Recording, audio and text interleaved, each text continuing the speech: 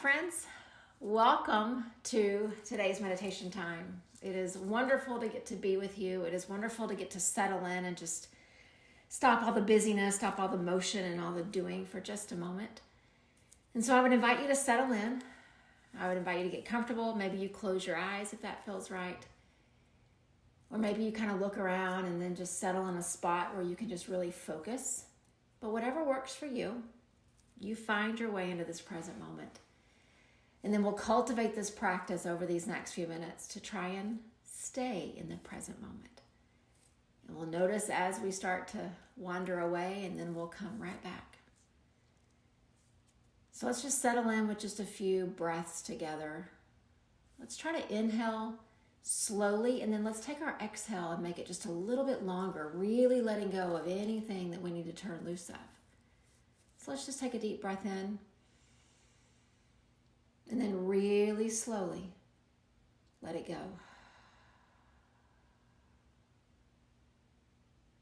And then a deep breath in.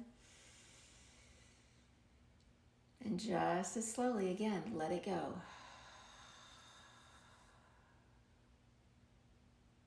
One more breath in. And then together, just a big exhale out. And then settle into a rhythm of breath that feels right. And on our journey of the Yoga Sutras, we have landed at Sutra 113. And so I want to share with you just one translation. There's so many variations of these beautiful teachings, these aphorisms, but this one translation of 13 says, effort toward steadiness of mind is practice. Effort toward steadiness of mind is practice. And I thought, what a beautiful sutra for our practice together. We show up, we're really trying to nurture steadiness of mind. We're trying to ease these fluctuations, calm the waves, quiet the disturbances. Some of those are internal, some of them are external. But what this sutra says, this one thread of all these yogic teachings, it says that steadiness of the mind, that effort is practice. We don't just meditate once and then we've got steadiness and then we go on about our lives, but rather we keep showing up. We practice focusing. We practice concentrating. We practice being in the present moment. And so what I'd like us to do is just experience that for just a tiny bit of time, just a few seconds. And so if your eyes are closed, I would invite you just to gently open them up and not really look around, but just open and settle on one spot in the room. Maybe it's at your desktop. Maybe it's on the tabletop in front of you. Maybe it's on the cover if you're in the bed. Just find you something to look at and just stare at it. Really concentrate all your energy on that one thing. And breathe. See it. Be aware of it. Notice everything about it. And then gently close your eyes and still see it. We oftentimes just expect our mind to be able to focus and concentrate because we will it to be so. But this sutra tells us we have to practice it. We have all these beautiful gifts that have been given to us over time. We practice meditating, looking at a candle flame. We practice meditating, looking at something in nature. But the idea is we do these things just to practice focusing. And then over time, that focus becomes a little more natural. It lasts a little longer. And so I want to give you just a real world example and see how this can kind of inform what our practice looks like today. You know times in your life where you have felt really clear and really focused and very, very concentrated. And you also know the times when you haven't. And you feel really scattered and like you just can't You can't stay focused on one thing. And some of us experience that every day. For some of us, we kind of go through phases and seasons of it. But what I want you to picture is you driving down the highway. And there's a car in front of you. And as you watch that car, you know pretty easily how focused that driver is. There's these lines on either side of the car. Maybe the lines are solid, maybe they're dashed. But you watch that car and you can see how he maintains his spot in between those two lines. You can see how his speed either increases or decreases or remains steady. You can also see the awareness of that driver of everything that's around him. The awareness of the cars that are around him, of the space that he's holding right there on the road. And oftentimes what causes frustration to us when we're in the car is drivers who don't have that kind of focus. So just imagine you're driving behind this car and you look up and you see it scooch over toward one line and then come back to the middle. And then scooch over toward the other line and then back to the middle. And then the speed gets a little faster and then it gets a little slower. And so you decide to pass alongside this car and you look over as you do and you see the driver with their cell phone in their hand. And all of a sudden it makes sense. There may be judgments going through your mind or ideas and you let those go. Because what I want you to think about is there was a reason that that driver's ability to focus was not what it needed to be. He was trying to do too many things at one time. He was giving too many things his attention, both the road and the phone, and maybe there was music in the car or a passenger that they were talking to. But the idea is, he wasn't practicing focusing. He wasn't practicing steadiness of mind. And chances are, as you pass alongside him and you feel this frustration or a little bit of parental tone as you look over there and think, you shouldn't be doing that. And again, you let that feeling go. But then you realize that he's created a situation that could be dangerous. He's created a situation that could get in the way of his own safety, the safety of others, the safety of people in that car with him. So now let's take that example and apply it to what we do with our own mind and our own thoughts. How many times in your day, in my day, do we try to give our attention to multiple things at the same time? We are cooking dinner, we're talking on the phone, we're trying to talk to our spouse, we're doing all the things. We do this all day long. Sadly, I don't think that there are a lot of moments in our day that are one pointed focus. There's not a lot of moments in our day where we're practicing, just like that sutra says, steadiness of mind.